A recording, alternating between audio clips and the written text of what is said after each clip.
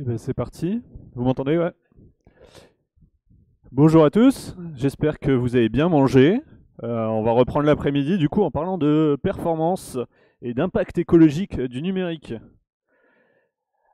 Alors, je vais tenter un truc, on va lever les bras. Est-ce que tu es sensible à l'impact écologique du numérique? Ok, pas mal, vous avez la bonne salle.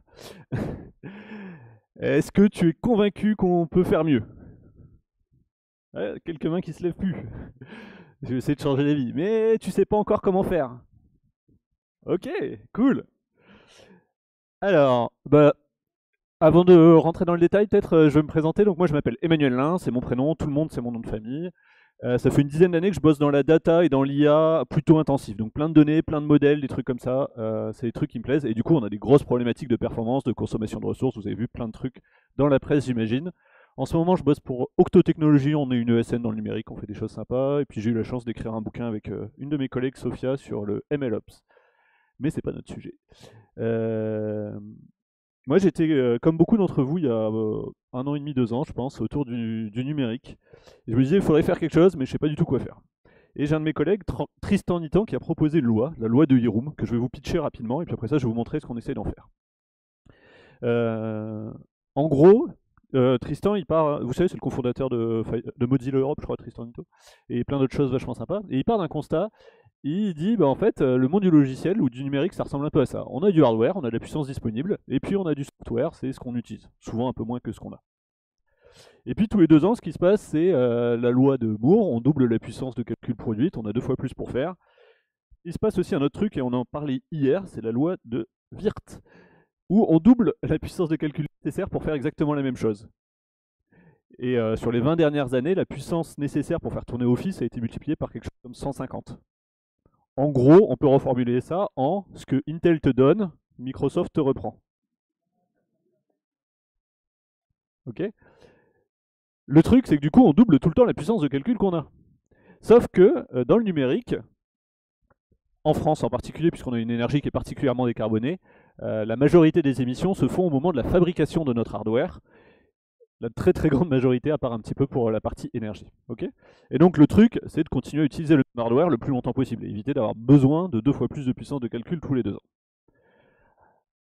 Alors, avec un peu de malice, Tristan, ce qu'il a proposé, c'est la loi de Hiroum. Vous noterez que c'est Moore écrit à l'envers. Il a trouvé, c'est de lui, c'est pas de moi, ce que ça pouvait vouloir dire, un effort radicalement organisé d'optimisation en masse. Son pitch, c'est, plutôt que de doubler la puissance de calcul tous les 2 ans, c'est diviser par 2 la puissance de calcul nécessaire pour faire la même chose tous les 2 ans. Ok. Donc on garde le même hardware, mais on continue à faire la loi de Moore. Donc en gros, plutôt que de faire ça, on se met à faire ça. On garde la même puissance, on produit pas plus de hardware, et juste on divise la puissance nécessaire par 2, et du coup ça nous laisse de la place pour faire nos besoins futurs. Et cette loi, elle m'a beaucoup plu. J'adore cette idée parce que ça sert mon utilisateur. Si j'ai besoin de 2 fois moins de hardware, c'est probablement que ça va 2 fois plus vite, que c'est 2 fois plus léger, donc c'est plus sympa pour mon utilisateur. C'est plus sympa pour moi aussi pour mon expérience développeur, parce que ça veut dire que mes tests ils vont tourner peut-être 2 fois plus vite, que ça va être 2 fois plus léger, que ça va tourner sur ma bécane. En y réfléchissant un peu, pour aller 2 fois plus vite, pour avoir besoin de 2 fois moins de hardware, ça va me pousser à l'expertise. Et du coup, je vais devoir devenir meilleur à mon métier d'écrire du code. Ok. Et je vais faire plein de progrès. D'ailleurs, ce matin, il y avait un super talk sur les cool features de PostgreSQL. J'ai appris plein de trucs et il y a moyen d'aller beaucoup plus vite avec ça. Donc on est obligé d'apprendre des choses. Et en plus, c'est pas de l'écologie punitive. On me dit pas arrête le hardware. On me dit le numérique. On me dit tu peux faire du numérique. C'est juste deviens un peu meilleur histoire de réduire. Donc j'adore cette idée et en plus j'y crois beaucoup parce que depuis une dizaine d'années j'ai vu beaucoup de code que j'ai écrit, que d'autres ont écrit. Et honnêtement, les 10 premières années, là, une division par 32, franchement, c'est très très accessible. C'est très accessible, je suis sûr que vous en avez vu des exemples de trucs qui étaient vraiment mal foutus, mal codés, et en fait on peut facilement diviser par 32 la puissance de calcul nécessaire. L'idée de ce talk, c'est de vous montrer sur une application comment on peut faire. Ok. Alors, ça c'est ma proposition, avant c'était Tristan Nito, maintenant c'est ma proposition principale de ce talk. Pour moi, si on met sur l'axe des abscisses la performance du code, peu importe l'autre critère que vous pouvez mettre sur l'axe des ordonnées, la lisibilité du code, les compétences nécessaires, la difficulté à maintenir le truc, ça aura toujours une tête comme ça. Au début, ça monte, j'améliore les deux, et au bout d'un moment, ça descend, je dégrade un autre pour améliorer. Donc au début, je rends mon code plus lisible, il est de plus en plus performant, et puis au bout d'un moment, en fait, je vais trouver des tricks pour améliorer mon code, la vitesse de mon code, et ça va dégrader la lisibilité de mon code. Au début, ça se passe bien, après ça, je mets un cache, et le run, en fait, c'est pénible d'un cache parce qu'il faut l'invalider, etc. Ça rend mon run un peu plus complexe. Et donc, pour moi, il y a plein de pratiques qui sont des bonnes pratiques, qu'on devrait toujours faire. Et puis, il y a un certain nombre de choix conscients. Okay, donc en gros, au début, on généralise notre code, on le rend, notre code ressemblant à des standards de marché, et puis après ça, on va le spécialiser à notre besoin à nous. Et je vais essayer de vous l'exemplifier dans cette application en regardant les 4 grands axes qui vont faire la performance de notre application. Il y a l'architecture, comme on a designé, les boîtes et les flèches, vous savez. Comme on a designé notre truc, alors d'un point de vue conteneur, mais aussi d'un point de vue de mon code.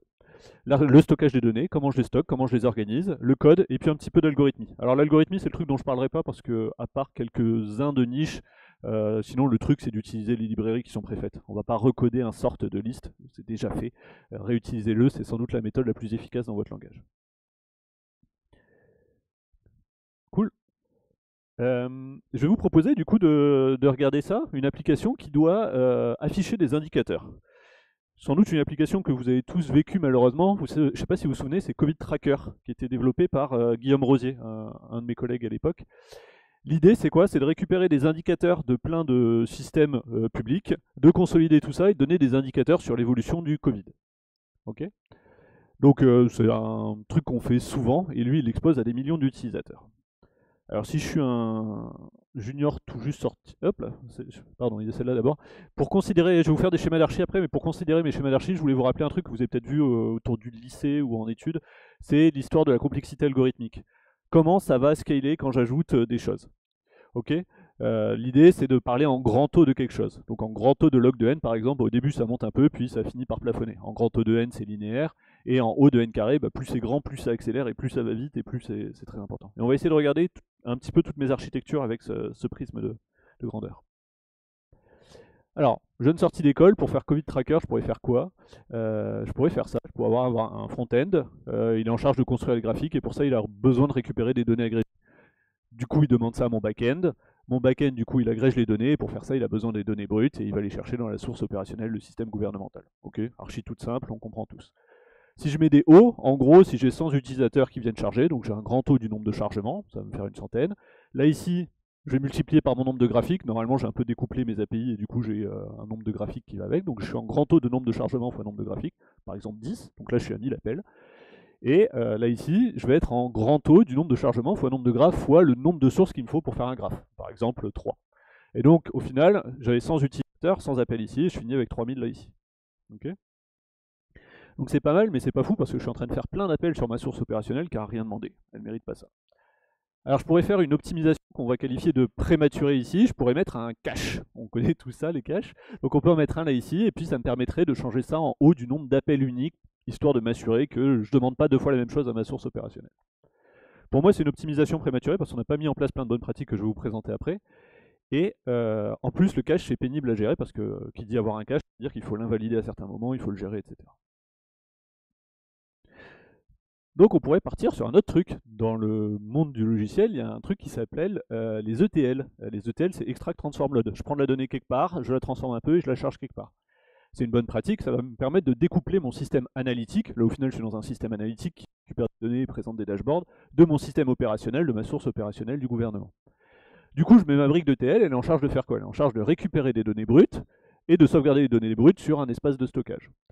Ce qui fait que mes ordres de grandeur ils vont un peu changer. Là-haut je vais être en haut du nombre de sources fois haut du nombre de chargements. Okay, et là ici je vais être plus que de changements, pardon. Et là ici, je vais plus qu'être en nombre de chargements, je vais avoir un peu moins d'appels puisque je lis mon data lake local. Okay, une fois que j'ai fait ça, je pourrais continuer à réfléchir et me dire, mais en fait, est-ce que j'ai vraiment besoin du temps réel, d'écouter des changements? Le besoin de Covid Tracker, c'était d'afficher les données à jour une fois par jour. Et bah, du coup, on pourrait mettre un cron qui vient rafraîchir une fois par jour. D'ailleurs, c'est l'implémentation qu'il avait. Une fois par jour, il venait voir les sources gouvernementales. Est-ce que tu as des nouvelles données? Oui, ok, je les sauvegarde. Ça me permet de réduire mon nombre d'appels. Souvent, on nous dit il faut du temps réel, il faut du temps réel. Tous les combien tu le consultes? Une fois par jour? Ok, on va rafraîchir une fois par jour. Je peux continuer ma démarche et me dire, mais en fait, mon utilisateur, c'est pas lui qui va faire l'agrégation. C'est plutôt le fait que les données changent qui font que l'agrégation va changer. Donc ce que j'ai fait là ici, c'est que j'ai pris le fait d'agréger les données qui étaient dans mon backend, je l'ai mis dans mon ETL. Donc mon ETL, maintenant, il récupère des données brutes, il les agrège et il sauvegarde de la donnée agrégée dans mon data lake. Ce qui fait que mon backend, il fait que charger des données brutes. Okay, Puis, je pourrais carrément stocker des images, puisqu'au final, je vais afficher des graphiques, et les graphiques, c'est les mêmes pour tout le monde à peu près. Alors là, ici, je vais faire un petit sacrifice, parce que sans doute que je vais stocker le graphique à la journée, à la semaine, au mois, et s'il y avait un utilisateur qui voulait faire un graphique avec 3 jours en particulier, bah, il ne peut plus le faire. Donc j'ai fait un petit sacrifice, mais j'ai généré tous les graphiques que je pourrais imaginer pour mes utilisateurs, j'ai stocké les images, mon backend il récupère les images, mon frontend il récupère les images et il les affiche à mon utilisateur. Ok. Bon, du coup, mon front et mon back qui servent à rien. Je peux faire un site statique qui stocke les images, qui stocke tout ça, et afficher ça directement à mon utilisateur. D'ailleurs, c'est l'implémentation qu'il a choisie. Lui, il était sur des GitHub Pages, et du coup, bah, il générait les quelques données agrégées, hop, les graphiques créés, ça fait un site statique, et je charge ça. Ce qui fait que mon nombre de chargements, en fait, tu peux l'augmenter autant que tu veux, c'est juste des requêtes sur un site statique, et ça ne déclenche aucun calcul. Ok. Donc si on regarde un petit peu, attention, je mets plein de n dans tous les sens, mais ce qu'on a fait, au final, on avait au début euh, en nombre de chargements fois nombre de graphes fois nombre de sources, des deux côtés, pour les requêtes internes et les requêtes externes. On a d'abord travaillé sur nos requêtes externes, on a diminué au fur et à mesure, et finalement on est juste en nombre de sources fois nombre de crons. Donc là ici, une fois par jour fois notre dizaine de sources, un truc comme ça. Et côté utilisateur, on a fini par dégrader au fur et à mesure, en fait on a juste le nombre de graphes fois nombre de crons. Ah, c'est les opérations internes de mon ETL, c'est pour ça. Pardon. Nombre de graphes fois nombre de crons, bah, je calcule à chaque fois que j'ai un nouveau graphe. Moi, pour chaque graphe, à chaque fois que j'ai un cron, bah, du coup je recalcule mon graphe. Ça vous parle peut-être pas trop comme ça, du coup on va essayer de mettre des chiffres. Si j'avais 100 utilisateurs par jour, 10 graphes, 3 sources par graphe, un update par minute et un cron par heure, donc ça ressemble à une application interne un peu classique. Au final j'étais en l'ordre de 3000 calculs de chaque côté, et je suis descendu à 720 et 240. Donc 12 fois moins ici, 4 fois moins là-bas. Je vous rappelle la loi de Heroum, là on divise par 2 tous les 2 ans, j'ai fait 7 ans et j'ai fait 4 ans. Okay, donc j'ai gagné pas mal de puissance de calcul juste en redesignant mon architecture. Alors si je suis Covid tracker comme à ce qu'avait fait Guillaume, du coup on est à 1 million d'utilisateurs par jour, une vingtaine de graphes, 3 sources par graphe, des updates par seconde, un cron par minute, un truc comme ça. Bref, on était de l'ordre de 60 millions d'appels, et on est descendu à de l'ordre de 30 000 calculs, et de l'ordre de 90 000 appels extérieurs. Et donc on a fait 2000 fois moins et 700 fois moins. Beaucoup, beaucoup, beaucoup moins. Donc ça vaut vraiment le coup. Si je les repositionne sur ma courbe que je vous proposais tout à l'heure, en fait ça donne un truc comme ça. Au début, j'étais ici, j'étais pas très performant, et mon truc était peut-être pas très lisible, pas très maintenable, un peu pénible, ça tournait lentement, etc. J'ai découplé le monde analytique et le monde opérationnel, bonne pratique d'architecture. J'ai challengé mon besoin de temps réel parce que j'en ai pas vraiment besoin, c'était mieux, c'était plus facile. J'ai fait les calculs au meilleur endroit, à savoir dans mon ETL plutôt que dans mon backend. Tout ça, c'est des bonnes pratiques, ça m'a permis d'améliorer tout. Et puis après ça, je peux avoir des choix conscients que je peux faire, je peux avoir la notion de cache qu'il va falloir maintenir, je peux avoir le site statique qui dégrade un petit peu l'expérience utilisateur puisqu'il ne peut plus jouer exactement avec les indicateurs, mais ça me permet de gagner de la performance aussi. Ok? Donc ça, c'était sur un volet très architecture. Maintenant, si on essaie de regarder d'un point de vue code. Alors je suis désolé, moi je suis du monde de la data, j'ai pris du code Python, au moins tout le monde peut le comprendre. C'est pas du Java, mais c'est pas grave, vous allez voir, les idées sont un peu pareilles. Alors, qu'est-ce qu'on va faire? On va essayer de prendre un gros tableau avec 50 millions de lignes. Dedans, j'ai mis un numérique, j'ai mis des lettres ABC, ABC, ABC, ABC, et j'ai mis une colonne partition pour me permettre de partitionner mes données plus tard. Et mon job là maintenant, c'est de calculer la moyenne de la colonne numérique et la proportion de A dans ma colonne lettres. Ok? Et mon objectif, c'est de faire le plus performant possible. Alors je sais fait en Rust, mais je vais rester en Python pour l'instant. Et ce que je veux faire, c'est essayer de mesurer du coup mon usage du hardware. Et c'est là où j'ai un peu bloqué. Ça a été pas facile, parce qu'en fait, le hardware, c'est quoi? C'est du CPU, de la mémoire, dans mon cas. Et le truc, c'est que mesurer l'usage de ça, c'est un truc qui est vraiment pas évident. Typiquement, pour la mémoire, en fait, je vais avoir deux choses en Python. Je vais avoir la taille du plus gros objet que je peux mesurer. Donc là, j'ai une méthode 6.getSizeOf. Donc là, je prends le plus gros objet. C'est dans la couche Python, interface utilisateur.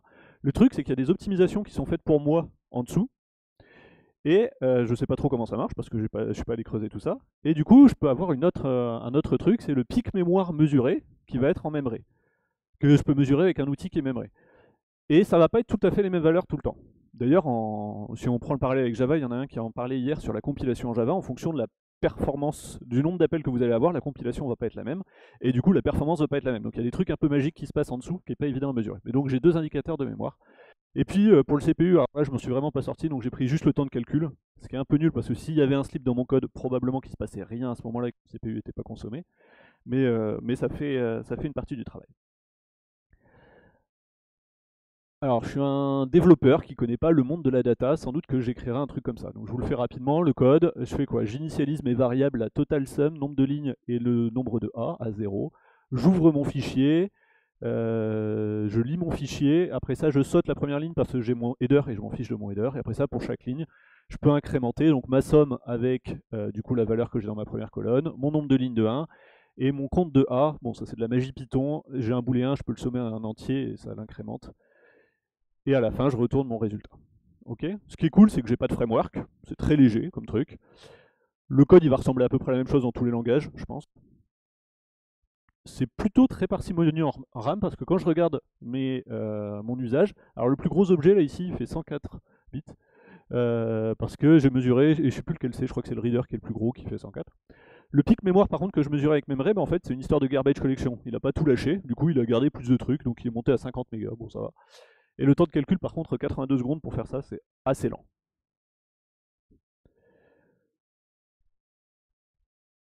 Si je suis un peu formé à la data, normalement, je sais qu'il y a des packages pour faire ça. Typiquement, en Python, on a un package qui s'appelle Pandas qui fait tout pour gérer des fichiers de données, et ça va ressembler à ça. Donc, on importe Pandas as PD, et du coup, ligne 2, j'ai pd.read CSV, tu lis mon CSV. Et une fois que tu as ça, j'ai les API pour calculer des moyennes et des sommes. Donc, .min, ça me permet d'avoir la moyenne. Le somme d'un booléen, ça me permet de sommer ça. Je divise par la taille, j'ai mon résultat. Donc ça, c'est ce que fait un data engineer sorti d'école, un stagiaire peut-être. Alors d'un point de vue temps, 43 secondes, donc c'est déjà beaucoup mieux, c'est beaucoup plus efficace. Par contre, d'un point de vue mémoire, on est à 3,7 Go et 3,1 Go. Ça pique, c'est violent. En gros, il a pris toute la donnée, il a tout mis en mémoire, et ça nous a coûté très cher en mémoire. Alors ce qui est rigolo, c'est qu'il fait quand même des optimisations. Là, le plus gros objet, selon lui, il fait 3,7, mais en vrai, il est monté 4,1, donc il a géré des trucs en dessous. Donc c'est simple et efficace, le code. On a tous déjà écrit ça dans le monde de la data, et surtout c'est très découplé au final. J'ai une étape de lecture, une étape règle métier 1, une étape règle métier 2. Si vous avez des règles métiers beaucoup plus compliquées, sans doute que vous extrairiez ça dans des méthodes dédiées, des choses comme ça. Le truc, c'est que c'est quand même très coûteux en mémoire et en temps. Je vais prendre ça comme valeur de référence parce que la version d'avant, normalement, c'est un truc qu'on fait pas trop, nous. Hop là. Alors, normalement, première PR où tu envoies ça, on te dit déjà tu aurais pu filtrer les données dont tu avais besoin. Et là ici, ce que je rajoute, c'est l'argument useCalls. Je charge que les données dont j'ai besoin. Ça marche pareil en SQL, prends que les données dont tu as besoin. Il en parlait ce matin sur les bonnes pratiques de SQL et il fallait le faire au bon moment. Je gagne de l'espace mémoire, là j'ai gagné à peu près 400 des deux côtés. Et je gagne un petit peu de temps, parce que en gros, mon code, ce qu'il faisait, c'est qu'il lisait la ligne, il faisait ok, ça j'en ai besoin, ça j'en ai besoin, ça j'en ai besoin, ça j'en ai besoin, ça j'en ai besoin. Et là maintenant, je lui dis juste besoin, besoin, hop, pas besoin, t'oublies. Besoin, besoin, pas besoin, t'oublies. Et donc ça me permet de gagner un peu de temps. Donc je fais ma nouvelle PR avec ça, c'est un petit peu mieux. Et là on me dit mais pourquoi tu n'utilises pas Parquet? Alors Parquet, je ne sais pas si vous connaissez, c'est un format de données orienté, un format de stockage orienté colonne et qui est binaire. Alors c'est cool, pourquoi? Binaire parce que c'est vachement plus léger, ça garde le type. Là où les CSV doivent passer son temps à se demander de quel type c'est et réessayer d'imaginer ok cette colonne elle a l'air comme ça, là il garde le type donc il le recharge comme ça.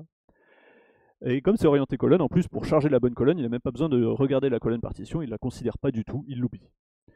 Ce que ça change juste, c'est que j'ai changé mon read CSV par read Parquet. Et il a chargé mon fichier Parquet. Bon bien sûr il faut l'avoir sauvegardé en Parquet auparavant. En gros, dès que vous voyez des gens qui font un peu de la data, qui manipulent des CSV, vous leur tapez dessus, utilisez du Parquet, c'est vachement mieux. Le seul défaut de Parquet, c'est que ça s'ouvre pas dans Excel. En même temps, vous n'avez pas besoin d'ouvrir dans Excel des millions de lignes normalement. Si on regarde les résultats, d'un point de vue pic mémoire, il est plus qu'à 1,4 Go, donc ça fait moins 55%. Sur le plus gros objet que je mesure moi, il fait que 250, ça fait moins 93%. Donc moi j'ai fait des optimisations qui apparemment n'ont pas réellement d'impact, parce que j'en ai profité pour bien typer mes données. Et en termes de temps, je suis plus qu'à 16 secondes, j'ai gagné 60%. En plus, qu'on ne mesure pas là ici, mon fichier Parquet prend 3 fois moins d'espace disque que mon fichier CSV. Donc j'ai gagné pas mal de place sur mon espace disque. J'ai pas besoin de faire l'inférence des types, il sait déjà quels sont les types, et mes temps de lecture et écriture sont extrêmement accélérés, puisqu'il passe pas son temps à essayer d'imaginer ce que c'est et de convertir le truc. Le seul défaut, c'est que ça s'ouvre pas dans Excel, on va s'en remettre. Ok, donc là on a fait pas mal de progrès, c'est cool. On pourrait continuer à avancer et se dire, en fait, est-ce que j'ai vraiment besoin de tout charger en mémoire d'un seul coup? Oh, c'est devenu super grand. Est-ce que j'ai besoin de tout charger en mémoire d'un seul coup pour faire mon calcul? Si vous avez des données qui sont plus grosses que la mémoire de votre laptop, il n'y a pas besoin de mettre plus de mémoire. Vous pouvez aussi le faire par lot, le truc, ou par chunk. Donc là ici, ce que j'ai fait, c'est que d'abord j'identifie toutes mes partitions. Donc mon fichier parquet, je l'ai partitionné sur 100 fichiers dans ce cas-là. Donc j'identifie toutes mes partitions, j'initialise mes variables de total, de nombre de lignes, de nombre de A, et après ça, pour chaque partition, bah, je lis la partition, ça me fait un check, et je retrouve mon petit calcul de total, de nombre de lignes, de nombre de A, j'incrémente tout ça, et puis je fais ma division à la fin. Ce qui est efficace, c'est que j'ai divisé très largement mon pic mémoire. J'ai divisé par 100 parce que j'avais 100 partitions, donc à chaque fois, je charge que 170 mégas. Okay. Mon plus gros objet, bah, à nouveau, il a beaucoup réduit, mais j'ai des optimisations qui ne se retrouvent pas tout à fait là, donc je pense que c'est plus cette valeur de référence. Je suis quand même à moins 95%. Par contre, ça me prend un tout petit peu plus de temps parce que bah, du coup, il faut que à chaque fois, je refasse l'aller-retour avec le disque. Ok, je me reconnecte, je récupère les données. J'ai mes données, ok, je me reconnecte, je récupère les données, etc. Donc j'ai fait un petit sacrifice là entre espace mémoire et temps de calcul. Le défaut principal pour moi, c'est que le code est plus complexe. Il est plus complexe, en particulier, j'ai fait un couplage froid entre mes calculs et la lecture. Tout à l'heure, j'avais mes 3 lignes qui étaient bien indépendantes, que je pouvais extraire facilement dans des méthodes. Là maintenant, mes règles métiers sont un peu intriquées, j'ai commencé à un peu tout mélanger, j'ai un peu tout mélangé, et bien sûr mes règles métiers là ici sont très simples, dans la vraie vie elles sont souvent plus compliquées, ça peut rendre le code un peu plus difficile à maintenir. Vous sentez que je commence à descendre sur ma courbe d'optimisation, là sur la lisibilité du code j'ai un peu perdu, sur la maintenabilité j'ai un petit peu perdu, pour gagner beaucoup de mémoire.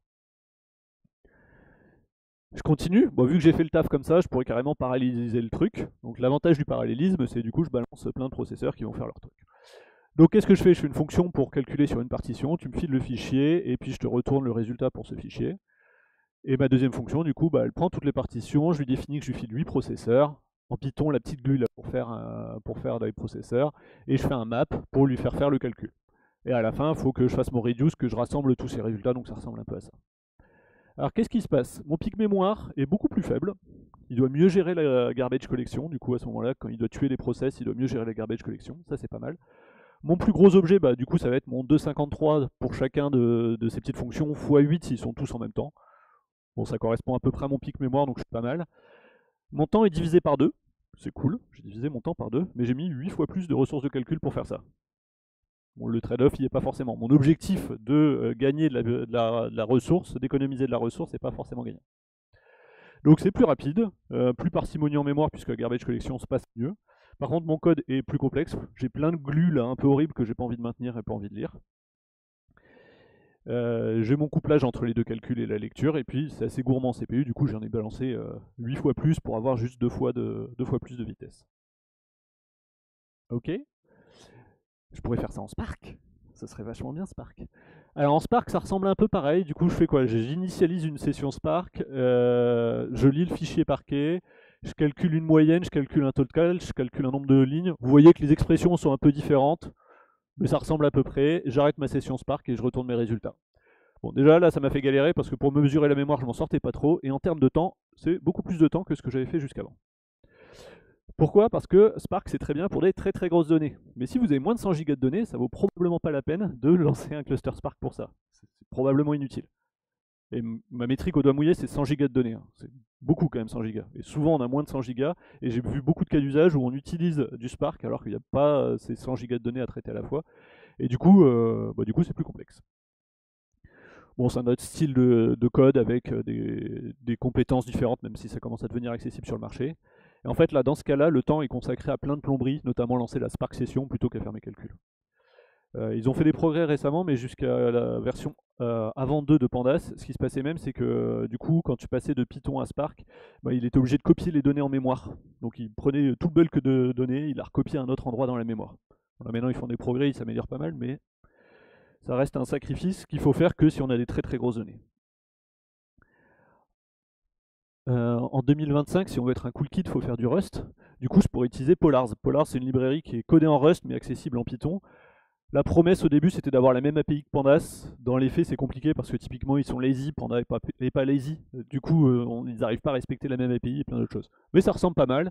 J'ai remplacé mon pd.readParquet par un polars.readParquet. Ma méthode pour calculer ma proportion de A a un peu changé. Et voilà.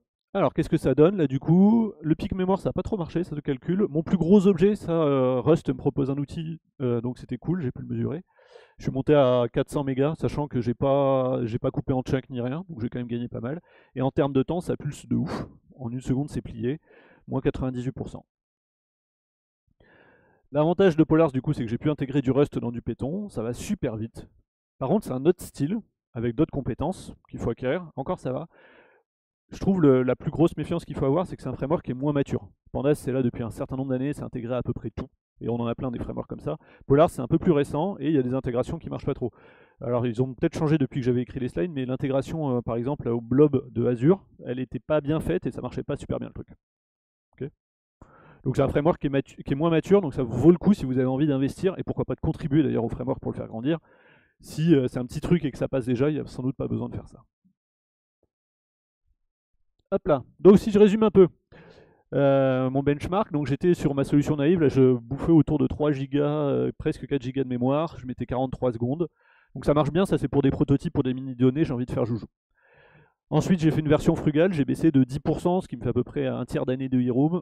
Faut toujours le faire, bonne pratique. Parquet, faut toujours le faire, bonne pratique, en fait ça me permet de retirer 2 tiers à peu près partout.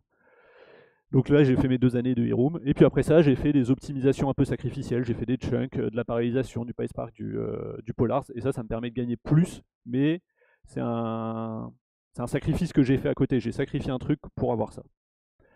Donc si je les replace sur ma courbe, ça ressemble à ça. La version parquet où je sélectionne les bonnes colonnes, bonne pratique dans le monde de la data, toujours faire. Et puis après ça, je retrouve des choix conscients que je fais en fonction de mon problème.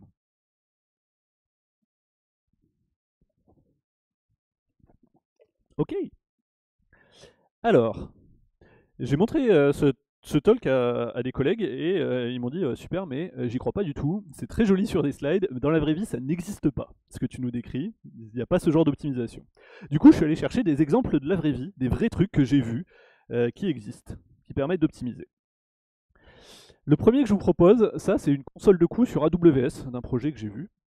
Alors, ce que vous voyez là en bleu, foncé là, les gros pavés autour de 2-3 000 dollars par mois, c'est un Key Management Service. Ça gère des clés. On est sur une data platform. Ce truc-là, c'est censé être une data platform. Et donc ça gère des secrets. Si on regarde sur Google, ce service il est censé coûter autour de 10-20 dollars par mois. Là, c'est la plus grosse facture d'une organisation du CAC 40. Ce projet-là fait la plus grosse facture du KMS de l'organisation du CAC 40. Donc, en fait, quand on investigue un peu, en fait, ce qui se passe, c'est que ils ont des données qui sont chiffrées. Plutôt bonne pratique, cool. Sauf que à chaque fois qu'ils veulent lire le fichier ou écrire un fichier, ils vont récupérer la clé. Elle n'est jamais cachée. Donc ils passent leur temps à faire des millions d'appels sur le KMS pour récupérer ça. C'est ce qui fait qu'ils payent très cher. Et en plus, ils ont des milliers et des milliers des millions et des millions de petits fichiers. Et du coup, ils passent leur temps à faire ces appels. Et donc là, l'optimisation qu'ils ont pu faire, c'est déjà, garder en cache la clé. Alors ça marche pas dans tous les cas, il y avait des problèmes d'infrastructure de ce que j'ai compris. Et ensuite, ils ont divisé, ils ont arrêté de faire plein de mini-fichiers de quelques kilooctets, ils sont mis à faire des fichiers un peu plus gros, et ça permet de diviser par à nouveau 150 la facture.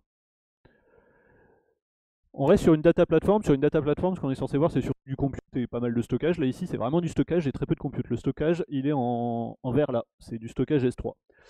Ça paraît un peu gros, du coup, on allait investiguer, on allait regarder ce qu'ils avaient sur leur S3. Et le premier, en termes de taille, c'était quelque chose, logs, quelque chose, 5 Tera. Donc ils stockaient 5 Tera. Et ils claquaient, c'est quoi, ça fait autour de 500 ou 800 balles par mois de S3 pour des logs qui ont été stockés, chiffrés. Donc pas fou, ils ont fait le ménage, ils ont mis une politique de rétention des logs, bonne pratique. Oui, c'est des logs qui avaient 1 an et demi pour certains, qui n'étaient pas intéressants d'ailleurs, on allait les ouvrir, c'était vraiment nul. Donc voilà, première approche, c'est aller explorer la console de coûts si vous êtes sur un cloud provider, allez regarder et demandez-vous si c'est normal les coûts que vous voyez. Et souvent on apprend des choses rigolotes sur notre projet. Deuxième exemple, dans le monde de la BI, vous savez les Power BI, les tableaux, les trucs comme ça. Un jour j'ai demandé à un collègue qui fait de la BI quand est-ce que je sais si j'ai mal fait mon taf en BI. Il m'a dit si c'est lent t'as mal fait ton taf, si c'est rapide t'as bien fait ton taf. Cool. Je sais pas vous, mais moi je passe mon temps à avoir des dashboards comme ça là qui tournent lentement, ça va charger, puis j'ai changé un filtre et merde ça recharge pendant 20 minutes. En fait, souvent ce qui se passe d'un point de vue architecture derrière, c'est j'ai un script de data engineering qui va insérer 50 millions de lignes dans mon outil, par exemple la Power BI. Puis le lendemain, il va revenir, il va insérer 51 millions de lignes. Puis le surlendemain, 52 millions de lignes. Et puis quand mon utilisateur arrive, du coup, je vais calculer mes indicateurs en fonction de la période de temps qu'il a choisi, je sais pas quoi. Et c'est super lent.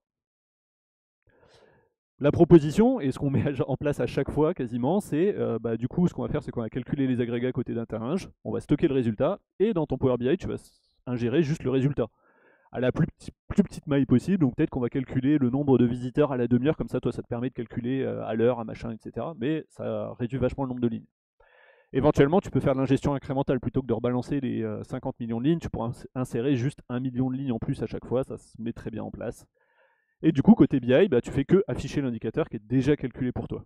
Et là, tu vas gagner un max, parce qu'en fait, ton utilisateur n'a pas besoin que tu recalcules les calculs. C'est pas lui qui fait que l'indicateur change. Cool. Celui-là, il m'avait fait rire. C'était un job. Il fallait calculer des agrégats sur une time series. Ils avaient fait un sort d'incrémental. En gros, ils commençaient à minuit.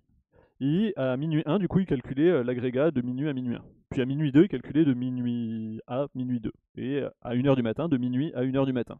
Ok, ils calculaient l'agrégat au fur et à mesure. Ce qui se passait, du coup, c'est que le job le matin pulsait, et le soir, il fallait calculer de minuit à 23h50, et ça passait plus. C'est beaucoup trop long. Donc ils ont fait un sort d'incrémental, puisqu'ils recalculent pas la veille, mais pas vraiment. Et ils faisaient ça en Spark. Et donc le job n'avait pas le temps de tourner. Du coup, ce qu'on a fait, c'est qu'on l'a réimplémenté en un script qui est vraiment incrémental. Où on prend, bah, ok, tu veux calculer toutes les minutes, bah, on va calculer la dernière minute, pendant une minute, on va faire ce calcul. On va le faire en Python, on va s'assurer qu'on est idempotent, que si on relance 2 fois le calcul, ça ne va pas écraser les données. Tout à l'heure, il y a une présentation sur Delta Lake qui permet de remplacer les données, ça marche bien. Et là, le job tourne en quelques secondes, et on a rendu le code beaucoup plus efficient, plutôt que de mettre plus de puissance de calcul. Parce que souvent, quand il y a quelqu'un qui dit « Ouais, mon job Spark, il passe pas », ok, on va augmenter la taille du cluster, on va augmenter la taille des machines. Souvent, il n'y en a pas besoin, il n'y a pas besoin d'ajouter de la puissance de calcul, on peut juste optimiser. D'ailleurs, là, c'est sur un projet où ça fait 2 ans qu'on construit des trucs, et on n'a pas changé la taille de la machine. On est à une quarantaine de jobs qui font 2 Tera par mois de données, qui traitent 2 Tera par mois de données, et on ne change pas la taille de la machine. Jamais. Si par hasard ça bloque, on regarde quel est le truc qui prend le plus de place, on l'optimise un peu, ça nous fait de la place, et on peut rajouter des jobs en plus. Et donc ça fait 2 ans qu'on tourne avec 16 Go de mémoire et 4 vCPU, et on ajoute des jobs et des jobs et des jobs et des jobs, et ça se passe bien. Ok, on regarde un peu de code en plus. Alors, qu'est-ce que ça fait là ici? Là, pareil, c'est du code vraiment vu. Je l'ai juste un petit peu anonymisé. Donc là, j'ai une super fonction. Ce qu'elle fait, c'est qu'elle initialise un data frame résultat, donc un tableau résultant.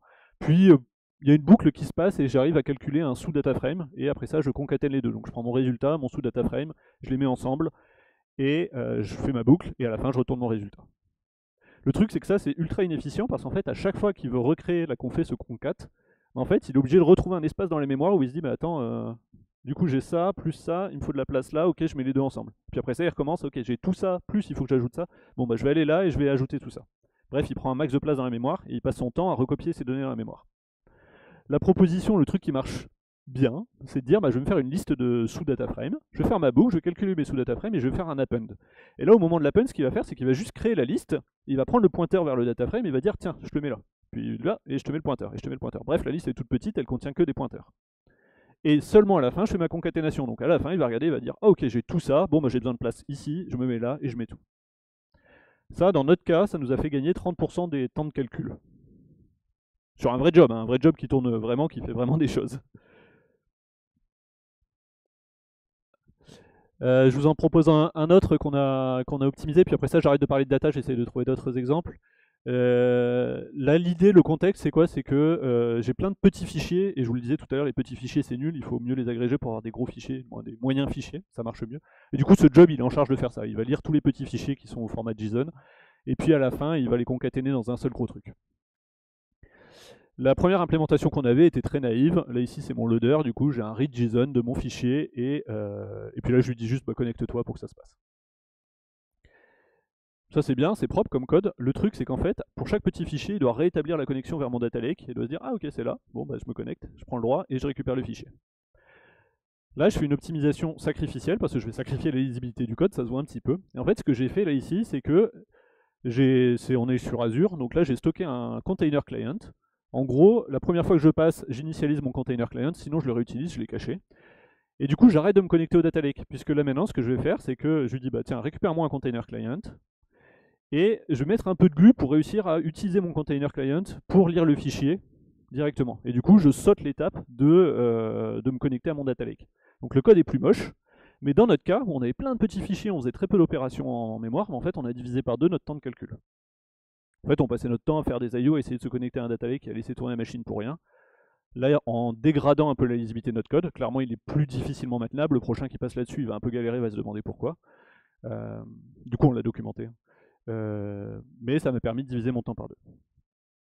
Et je vous parle beaucoup de data parce que moi je fais partie de la data, mais la dernière fois que j'ai donné cette conf, il y a quelqu'un qui est venu me voir de chez OVH et qui m'a dit bah, on avait un job. Notre job, c'est, vous savez, ils gardent ils ont un DNS, ils gardent des adresses, et puis ils doivent garder le fait que j'ai un nom et qu'il m'appartient et jusqu'à telle durée.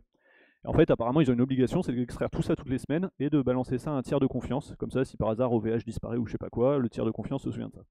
Et ils avaient un job qui faisait ça, et ça faisait une vingtaine d'années qu'ils faisaient ça, et ce job, au fur et à mesure, il prenait de plus en plus de temps, et là, ils en étaient à un point où ça mettait 4 jours à tourner. Sauf qu'ils doivent envoyer toutes les semaines, donc si le job plante à la fin, ils n'ont pas le temps de le relancer avant d'envoyer pour la semaine. Ok. Donc là, j'ai mis le lien vers leur Rex, mais l'idée, c'est qu'en gros, c'était un truc qui était très couplé à leur système opérationnel avec un vieux langage, et ils ont changé le truc. Ils ont découplé système opérationnel et système analytique. En gros, ça dumpait tout dans un data lake quelque part, et puis faisait ce calcul d'extraction. Et ils ont implémenté avec des solutions un peu plus modernes. Dans ce cas-là, ils ont fait du Spark. Et ça tournait en 15 minutes. En gros, un gain de performance de 38 400%. Assez efficient. Et puis du coup, beaucoup de confort. Ça, c'est le site de ma boîte. Alors, il y en a sûrement d'autres qui ont joué à ça, mais eux, ils se sont amusés à mesurer le truc. Donc on a une ESN, vous savez, il y a des trucs qui bougent partout là sur le site, ça fait joli, etc. Allez voir, on est plein à être comme ça. Sauf que ce qu'ils ont fait, c'est qu'ils ont repris le site complètement, ils en ont fait un site statique pour la plupart, pour la très très grande plupart. Et ils ont utilisé le format WebP pour les images. Alors me demandez pas les détails de comment ça marche, mais ça fait quand même des beaux rendus. Et c'est vachement plus petit. Et du coup, là, une page d'un site, du coup vitrine, qui fait uniquement 1000 kilos. Donc tout petit. Et en gros, si on regarde un peu certains sites équivalents, on tombe vite dans le 30 fois plus. Donc au final, en adaptant, en rendant statique un site qui peut l'être, en utilisant les bons formats d'image, des trucs comme ça, on peut gagner pas mal. Et il y a sûrement plein d'autres optimisations dans le monde du front à faire. Hop là. Ça, c'était à Braidscamp. Alors, il parlait d'autre chose, mais il parlait de construire des images Docker à un moment dans le talk. Et en fait, il pouvait soit utiliser une image Docker qui contenait Spark, qu'il voulait utiliser, où il y a le biais de la data, bref. S'ils utilisaient cette image, en fait, il y avait tous les packages pour se connecter à tous les cloud providers. Bref, leur image faisait 1,5 giga. Eux, ils n'avaient pas besoin de tout ça, ils avaient juste besoin de leur cloud provider à eux. Du coup, ils ont rebuildé leur propre image Spark et ils ont divisé à peu près la taille par 2 de l'image. Donc ça veut dire qu'à chaque déploiement, c'est 2 fois plus petit, c'est 2 fois moins de trucs qui passent dans le réseau, c'est 2 fois plus rapide. Hop là. Et ça, c'est les Rex que j'ai pour l'instant et j'aimerais bien augmenter mon catalogue. Du coup, si vous avez des Rex sympas, je suis chaud que vous me les envoyez. Soit sur LinkedIn, soit là après la conf, soit dans les commentaires. Surtout si c'est un article, une conf que je peux citer, ce serait top. Et une petite conclusion, puis après ça on aura un temps pour les questions si vous voulez. Donc en gros, le pitch que je vous fais là, c'est plutôt que de doubler la puissance de calcul disponible et les besoins futurs tous les 2 ans, bah, gardons le même hardware, mais divisons par 2 à chaque fois, histoire de pouvoir rajouter des calculs. Alors c'est possible, j'espère vous l'avoir démontré, j'espère vous avoir convaincu. Du coup, l'idée c'est de bosser son architecture dès le début, s'assurer qu'on fait les bons calculs aux bons endroits et qu'on ne fait pas les calculs plusieurs fois pour rien. On va bosser le stockage pour être capable de récupérer, modifier nos données efficacement. On va écouter la conf de ce matin sur le PostgreSQL parce que c'est vachement puissant, j'ai appris plein de trucs. On optimise notre code pour faire les choses efficacement et notamment on apprend à profiler et puis on va utiliser l'algorithmie pour résoudre nos problèmes, mais souvent utiliser les librairies, cherchez pas à recoder des trucs, sauf si vous développez des librairies d'algorithmes. À l'échelle de mon organisation, parce que là je parlais d'un projet, le truc c'est de trouver les projets qui consomment le plus pour commencer.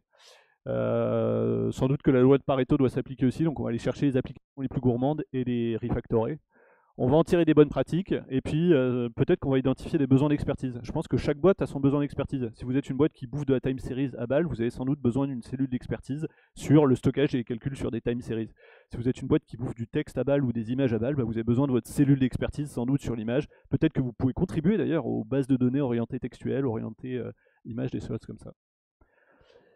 Et puis il faut améliorer le futur aussi, donc on va mettre en place les bonnes pratiques et on va penser au refactoring de performance future sur nos applications, parce que du coup il faut diviser par 2 tous les 2 ans, donc ça veut dire qu'il faut anticiper qu'on va réécrire un certain nombre de choses. En tant que personne qui écrit du code, peu importe mon métier, ce qui se mesure pas ne s'améliore pas, vous n'allez pas pouvoir améliorer un truc que vous ne savez pas mesurer. Du coup on va apprendre à profiler dans son IDE, donc pouvoir lancer des calculs, regarder qu'est-ce qui prend du temps. Je vais prendre du recul sur la gourmandise en CPU en RAM quand j'écris des choses. Et puis les nouveaux frameworks, les nouveaux outils, je pourrais les regarder sous l'angle parcimonieux. Est-ce que c'est parcimonieux en ressources que je suis en train d'utiliser ou est-ce que c'est extrêmement gourmand? Hop, c'était ma dernière slide. Si vous êtes convaincu, je veux bien en parler avec vous. Si vous n'êtes pas convaincu, je veux aussi beaucoup en parler avec vous. Et je vous ai mis mon LinkedIn. Et on a 10 petites minutes pour les questions. Merci.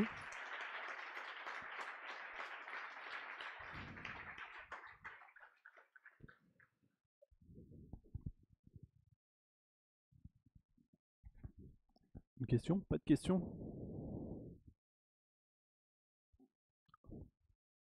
Vas-y.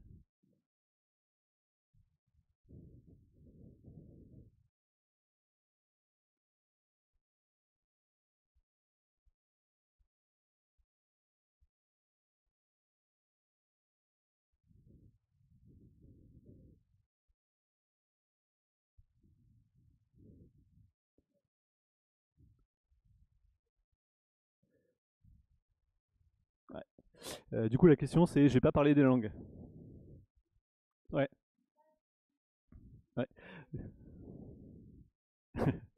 Du coup, la question, je la redis pour la caméra. Donc, c'est tu parles de plein de choses, mais je parle pas des langages. Et il y a des langages qui sont plus efficaces que d'autres. Donc, ouais, Rust est un des langages qui est réputé comme étant les plus efficients en termes de ressources de calcul. Le truc, c'est que je reprends ma courbe d'optimisation. Il y a un critère que vous allez dégrader très rapidement en utilisant du Rust plutôt que du Python, c'est la disponibilité des personnes, des compétences dans le monde pour faire de la data, par exemple. Pareil, si on prend des backends, on voulait faire tous les backends en Rust plutôt qu'en Java, sans doute qu'on allait avoir un problème de compétences. Donc on est en train de dégrader un truc. Donc j'ai pas mal travaillé l'axe déjà bonne pratique, où je pense que ça c'est facile. Au final, toutes les bonnes pratiques déjà au sein d'un langage, c'est facile, ça fait les 10 premières années que je citais au début. Et sans doute qu'après, ouais, je suis d'accord, il faudra changer les langages, sachant que les langages évoluent aussi. Donc Python que je connais bien, les 3 dernières versions, à chaque fois il y avait des gains de performance significatifs, des optimisations significatives qui avaient lieu. Cool. Une autre question, une autre remarque sinon? Ouais, ouais,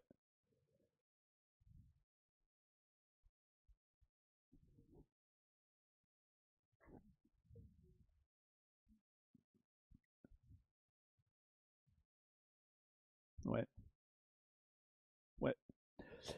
Du coup, la question c'est, je parle de CPU et de RAM, de temps CPU.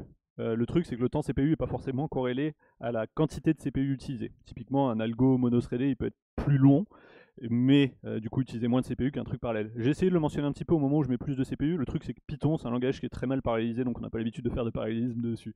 Et effectivement, il faudrait réussir à mesurer exactement ta ressource en CPU utilisée, la quantité qui est utilisée. Le truc, c'est que même les outils, alors peut-être que vous en connaissez, je veux bien en prendre, mais même les outils sont pas très matures pour mesurer ce genre de choses. Du coup, tu te retrouves un peu démuni à mesurer uniquement ton temps en disant que bon, là, t'es en Python et de toute façon, t'es sur un monothread et que ça doit être un bon artefact, un bon proxy. Sachant que, ouais, il y a un truc dont j'ai pas du tout parlé aussi, c'est le temps réseau.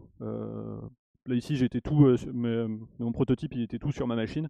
Le truc, c'est que parfois, vous faites des appels entre serveurs et du coup, vous passez votre temps à faire passer des données dans le réseau. Alors typiquement entre front et back, vous passez votre temps à faire ça avec des bundles monstrueux. En data, on peut passer notre temps aussi à relire des données depuis une base de données pour le charger dans le back-end et puis faire un calcul alors qu'on aurait pu faire le calcul dans le back-end. Donc il faudrait mesurer en plus l'usage du réseau pour minimiser cet usage.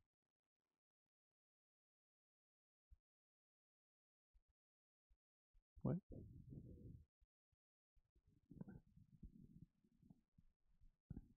Ouais.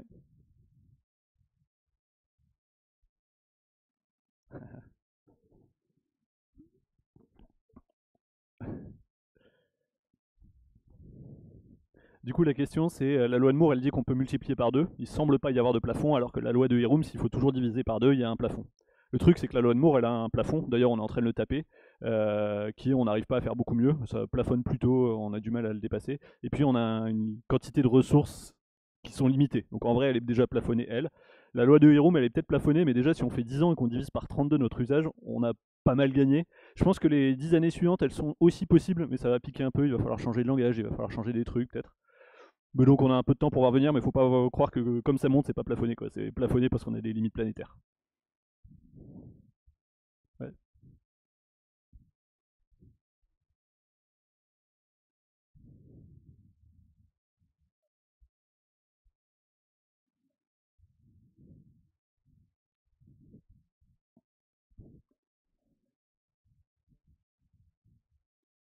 Ok. La question c'est, ça fait un peu un discours de décroissance et c'est pas très sexy. Et comment convaincre les gens de refaire ce qu'on a déjà fait pour refaire mieux?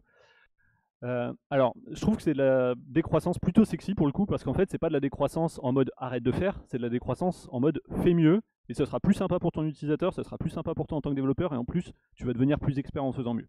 Donc c'est de la décroissance enviable. Maintenant, la question, c'est comment je motive les équipes, le leadership peut-être, à recoder la même chose. Pour moi, le bon levier, ça peut être si vous êtes sur le cloud, votre facture FinOps, parce que du coup, si vous divisez par deux l'usage de la ressource, vous allez diviser à peu près par deux votre facture. Et donc ça peut être un super levier, surtout si on commence par les plus grosses ressources. Et souvent, à chaque fois que j'ai joué à la console de coûts Azure, AWS, GCP, à chaque fois il y a des apprentissages de ouf où on se rend compte qu'il y a des ressources à aucun sens qu'on utilise autant pour ça, et on peut diviser notre facture très significativement. Alors je ne sais pas la corrélation parfaite avec le hardware, mais on se dit qu'il y a moyen.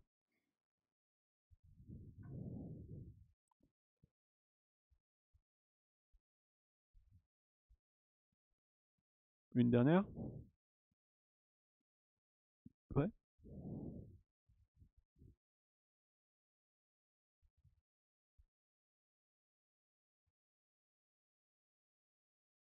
Ok, la question c'est dans les endroits dans les organisations où j'ai été, quels sont les endroits où j'ai vu le plus d'optimisation à faire? Alors moi j'ai un biais, je vois principalement du code de data, un petit peu de code de back-end. Et souvent, c'est les trucs de base, mais vraiment les trucs de base. Vous avez fait de la data, vous avez mis des CSV partout, et bah non, vous n'avez pas besoin de ça, mettez du parquet, hop, et là on divise par énormément. Il y a le côté aussi passer son temps à recalculer des choses. Il y a plein de choses qui sont recalculées, comme ça on est sûr, on n'a pas besoin de gérer l'historique, des choses comme ça, on n'a pas besoin de... En fait, on ne s'est pas posé la question de l'idempotence et de l'incrémental, du coup on recalcule à chaque fois. Et c'est ce genre de truc que je vois beaucoup en data à éviter de refaire. Côté back-end, c'est quoi? C'est ouais, c'est des back-end qui font des calculs qu'ils devraient jamais faire. C'est pas leur job de faire ça. Euh, c'est souvent ça que je vois. Vas-y.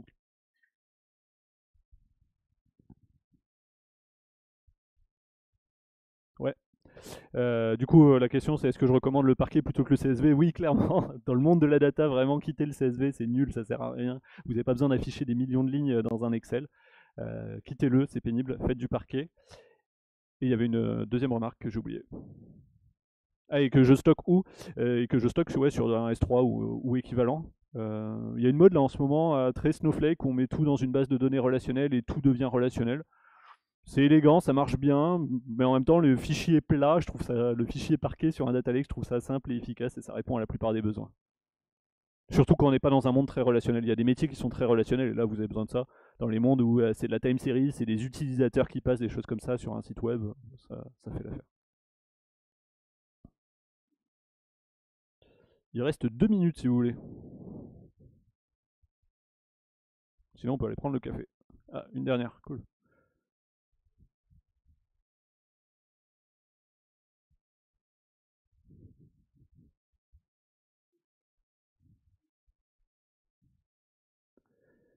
Ouais, ouais.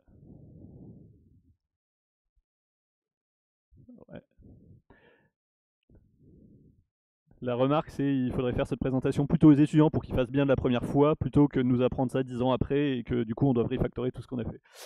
C'est une super remarque. J'ai pas encore eu l'occasion de la journée dans un contexte d'étudiant, mais avec plaisir. Si quelqu'un connaît quelque chose quelque part pour le faire, je veux bien. Ah, ça peut être un moyen. Cool.